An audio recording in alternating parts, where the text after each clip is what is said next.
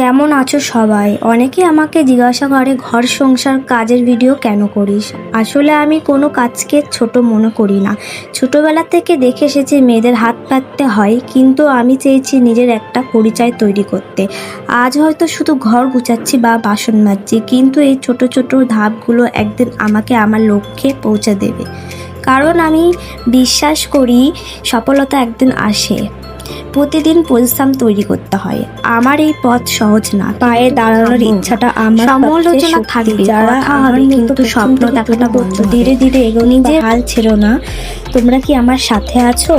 আমি তোমাদের সাথে গল্প করতে করতে প্রায় আমার কাজ এগোচ্ছে।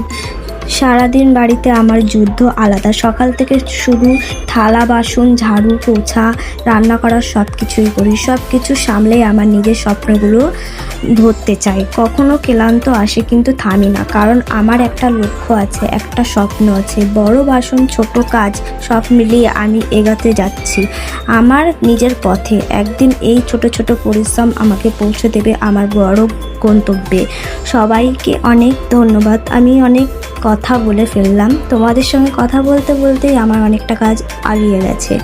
ঘর পোছা প্রায় হয়ে গেছে, এবার চারিদিকে পুছে নেবো। এবার বারণটা পুছতে পুছতে অনেকটাই তোমাদের সাথে গল্প করে ফেললাম। সারাদিন কী কাজ করি সেটাই আজকে তোমাদেরকে শেয়ার করলাম। কেমন লাগলো আমার ভিডিও কমেন্ট করে বলো। আমার মতন কে বাড়িতে এরকম কাজ করো প্লিজ কমেন্ট করো।